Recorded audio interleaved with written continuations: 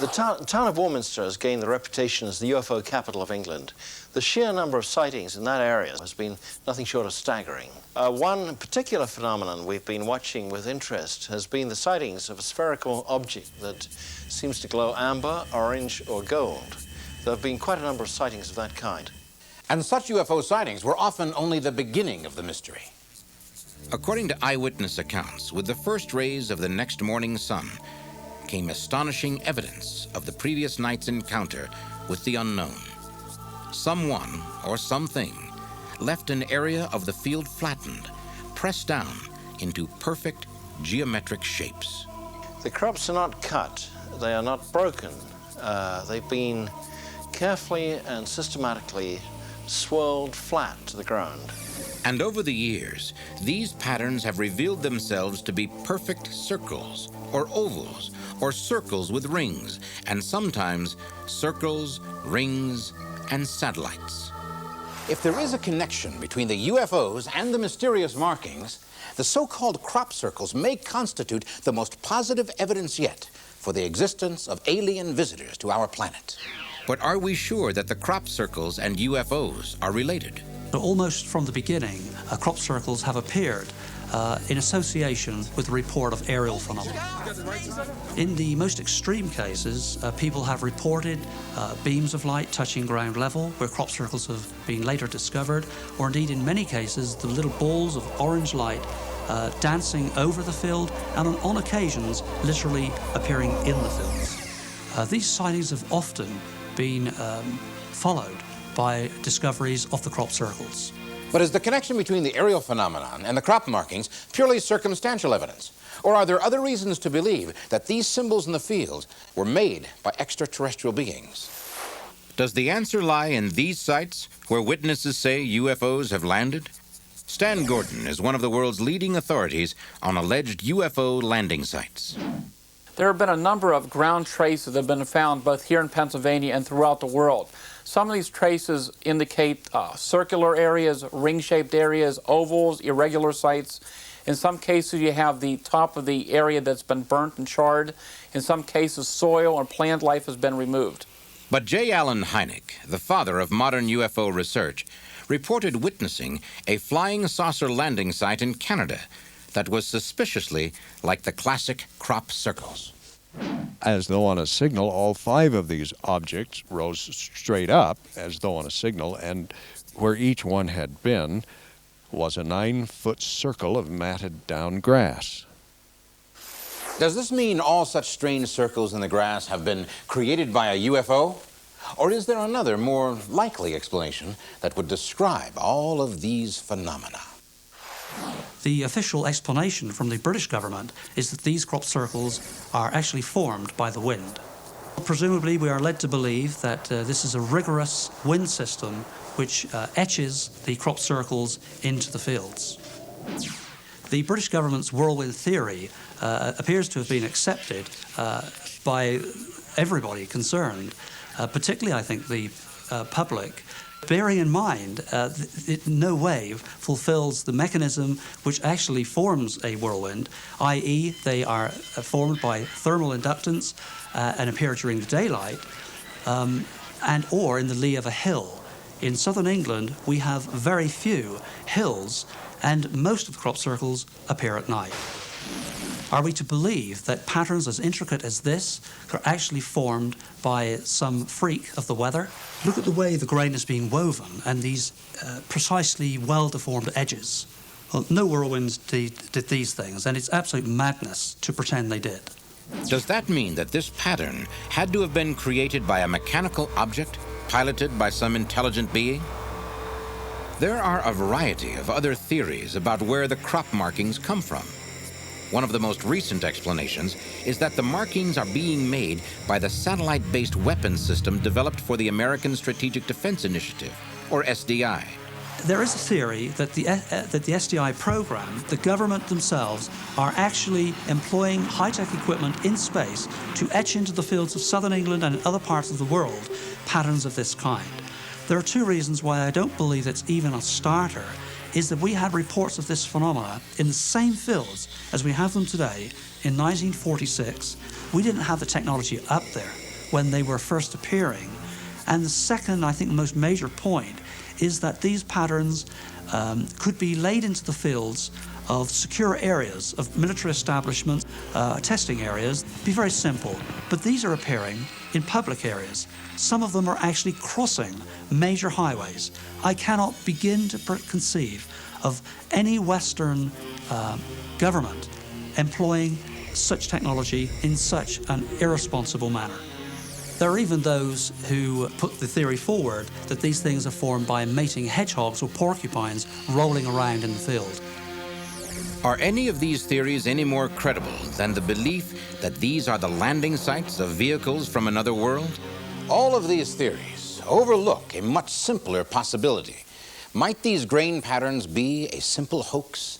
In 1990, 2 Englishmen came forward with the confession that they had personally created the crop circles. But if Doug and Dave did do it, how did they get from England to America to Russia and back? How did they make as many as 15 crop circles in one night? How did they overlap the stalks without breaking them? How? It's the question we'll be trying to answer when UFO Diaries returns. While many believe that these mysterious markings in the wheat fields of southwest England were made by UFOs, there were others who claimed that the origins of crop circles were all too earthly. Remember in the fall of 1991 when these 2 gentlemen in southern England were trotted out on the world media as the explanation for the crop circle mystery? 2 guys who claim they did it all. According to them, they had boards which they pushed down across the grain, and they just kept walking around in circles or whatever until they'd made the shapes they wanted. All of a big practical joke. And for some reason, the worldwide network media accepted that and announced to the world that the crop circle mystery had been solved. There simply is no way that just 2 men could have possibly constructed all of these patterns, appearing on occasions 15 per day, without getting caught at it. Plus, if hoaxers went out during the middle of the night just to make this, how on earth would they have possibly constructed a pattern like Barbary Castle during the shortest night of the British summer? It would have taken a team of hoaxers days, and it appeared simply overnight. Crop circles like UFOs are a worldwide phenomenon. The U.S. and Canada, Australia, Japan, they're all over the place. I heard some reports about them in the Soviet Union as well, in the former Soviet Union. They're a worldwide phenomenon, and the idea that 2 old English barflies are flying all over the world creating these things is patently ridiculous. Furthermore, many crop circle experts say the markings in the fields are perfect geometric figures, often accurate to within less than 1/4 of an inch. And yet, is it not possible that all the crop markings really are hoaxes? Even if Doug Bauer and Dave Chorley didn't make all the crop circles, might not the real culprits be hundreds of hoaxers all over the world? People that believe crop circles were made by human beings are overlooking some very important features of the crop circles. They are interwoven and intricately laid, not at all the way that they would be crushed to the ground if people stamped them. And chemical analysis of grains from a field where a crop circle had appeared suggests another change that no human hand could have made. Every plant on Earth has a distinctive energy pattern, and we have looked closely and compared the energy pattern of plants inside the crop circle with those outside as controls in the general area. And this was a non-conventional plant analysis process, but they nonetheless secured a starch crystal from a single plant inside a single crop circle, and discovered that looking through a microscope, the lattice structure was very different to anything they had ever seen before. there are fundamental biochemical and biophysical changes at the respiratory cell level and the cell pit level of plants that cannot be hoaxed. Doug and Dave in southern England are not the explanation for formations that are worldwide, including rice paddies in Japan. If the crop markings do form mathematically precise geometric symbols, and the plants inside have been laid in extremely complex patterns, and the organic matter of the plants has been chemically altered, then are we finally looking at indisputable evidence of some superhuman force at work? Many experts investigating the crop circle sites have detected evidence of intense microwave radiation not present in ordinary fields. Do the microwave traces prove an unearthly origin? After all, we currently use microwaves in applications ranging from cooking to telecommunications. Is it not possible that by some strange set of circumstances, microwaves such as those used for carrying telephone messages have somehow struck the ground instead of their receiving station? This would account for the silent and instantaneous arrival of the crop circles. If that is possible, should we now consider that perhaps UFOs are not necessarily connected with the crop circle phenomenon? And if we do, must we also dismiss photographs such as this? Hundreds of eyewitnesses have seen objects like this one in close proximity to crop circles, or to the place where a crop circle would later be found. Well, I arrived at a field overlooking a wheat field, in fact, where there was a major crop circle at a place called Alton Barnes, very close to Stonehenge in England. There were 8 of us, scientists and engineers, some of whom are employed by the US government here.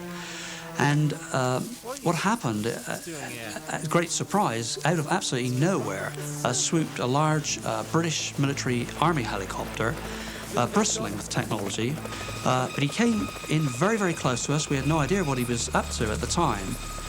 We thought maybe initially that he was taking photographs of the crop circles that were already there. But he came to within, I would estimate, 40 feet of our heads, and there was nothing short, I mean, it was nothing short of harassment. I think there was a major attempt to move us out of that area. I had no idea why they would want to do that, because I've lived there for 48 years. But as if one wasn't enough, and the downdraft literally was pushing the hedge row alongside onto our vehicle, a second one swooped in behind him. These army helicopters were pushing us, attempting to push us out of the area. As we moved up the highway, as a public highway close to this field, they followed us behind the hedgerow.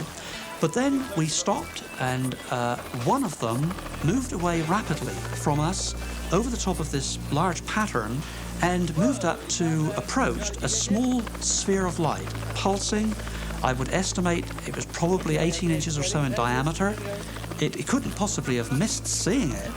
And in one frame of the film has simply disappeared and is now behind the helicopter.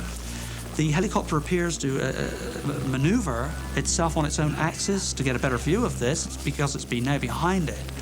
And my assumption is that the second helicopter is being told to back his helicopter up as opposed to turn it, and reverses his helicopter until this ball of light is now right in front of him again. And it simply disappears. With that, they hung around the area for just a few more minutes, and both of them made away. It is obviously an assumption. If I were pushed hard on what I thought they were doing, I would be, I think, forced to say that it seemed as if we were unwelcome. We had walked into an area where they were already engaged in something involving this very small ball of light, which we have had reported to us many times by people in that area. And 2 major patterns were already in the field, and the following day, a number of more major patterns appeared in that same area. What is it that the government knows and wants to keep us, the public, at a complete arm's length distance from? If they have an understanding of what type or types of non-human intelligence are interacting with our planet, I'm nervous about the fact that they have kept a policy of silence, disinformation, and ridicule on phenomena that they themselves have been studying intimately for 50 years. Since the beginning of the 1990s, the overnight appearance of crop markings has been increasing geometrically. Now, scarcely a day goes by in England that a new formation is not seen. Even more amazing has been the changes in the patterns. No longer simple circles and rings, the crop markings are now expanding, growing in size and complexity. If these markings are indeed the work of UFOs, then a sudden and remarkable change has taken place. In the past, it's always been believed that the pilots of these craft were endeavoring to visit the Earth in secret and to leave no trace. Now, you might say, it seems they're deliberately leaving their fingerprints at the scene of the crime. Why? Why would secret visitors from another world suddenly want us to know of their presence here? Intriguing evidence that someone is trying to communicate with us when UFO Diaries returns. Current evidence seems to suggest that crop markings are created by some kind of aerial phenomenon, possibly a flying craft of extraterrestrial origin. But do we know that for certain? Much of what we've learned about the formation of crop circles has been based on eyewitness testimony. A young woman told us about a globe-shaped UFO from which came a beam of light she described as being brighter than white. A beam of light which struck down across the dark sky into a field near the ancient mound of Silbury Hill. In that field was discovered the next morning a Celtic cross pattern of crop circles. Usually that's considered to be extremely good evidence. But in the case of crop markings, the most striking proof may come from what is not seen. Several people claim to have witnessed the formation of crop circles and state they did not see any silver discs or globes or tubes floating in the sky above them. In fact, all they saw was absolutely nothing that was causing this effect. There was no whirlwind or anything like that. And so it truly seemed that the stalks of grain were simply falling over of their own accord. We have more than 70 reports worldwide of people who claim to have seen things form. People describe frequently a buzzing sound. They will see the plants oscillating, whiplashing, and suddenly the effect takes place. And in less than 15 seconds, like opening up the fan, the plants are swirled and are lying to the ground. Many people describe seeing glowing lights, beams of light entering the area. Some describe as the golden ball of light enters the area, a loud explosion, a loud retort, a bang, at the same time as this particular effect takes place. Do these experiences with an unseen force argue for or against the culprits being UFOs? After all, many witnesses have claimed to have been watching a UFO when it simply disappeared or became invisible. But then why would UFOs leave such an obvious sign and sometimes conceal themselves while doing it? Or is there some reason why the crop markings must be made without its source being detected? Perhaps the only evidence most people would believe would have to come from a team of recognized authorities who have actually witnessed the formation of a crop marking. The Centre for Crop Circle Studies kept a close watch on the English countryside throughout the summer of 1991. On June the 22nd, 1991, 3 of the observers spotted a glowing orange or golden ball hovering in the sky, then moving away at a fantastic speed. Unfortunately, there were no crop markings that appeared on that night, but other markings had appeared on other occasions within just 1 kilometer of that location. Then, Colin Andrews and his surveillance team were more fortunate. We set up a sophisticated surveillance operation in 1991 in which we deployed radar, low-light cameras, infrared, and we even stationed some dogs from a nearby farm in the field there. We secured the whole field with security, intruder infrared beams, and we're convinced that no human being, certainly, could enter that area without us knowing about it. But early that morning, we had fog formed, and without any effect on any of the equipment, no radar returns whatsoever, from the center of that fog as it melted away was indeed this intricate pattern. Is that the purpose of the crop markings? For everyone to see them? Are they a message to humankind from some other form of life?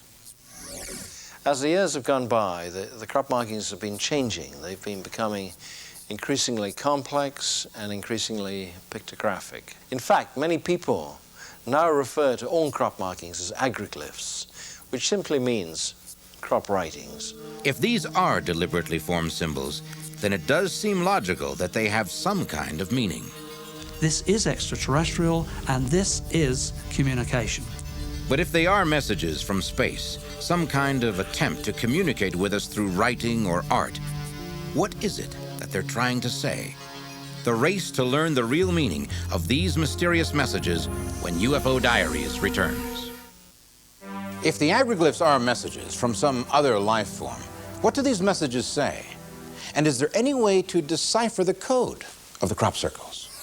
Many people believe that the meaning of the markings is related to the place where they are found. For example, in England, the vast majority of the markings have appeared in the area around Stonehenge. and also Silbury Hill, which is the oldest and the largest man-made mound in all of Europe. In fact, one of the most remarkable agroglyphs ever found appeared with its axis pointing directly towards Silbury Hill. Since we know that Stonehenge and Silbury Hill were the works of an ancient culture with a surprising knowledge of astronomy, we may wonder if whoever is making these symbols in the crops in this area didn't give them this knowledge thousands of years ago. Could UFOs have been common visitors to southwest England throughout its history?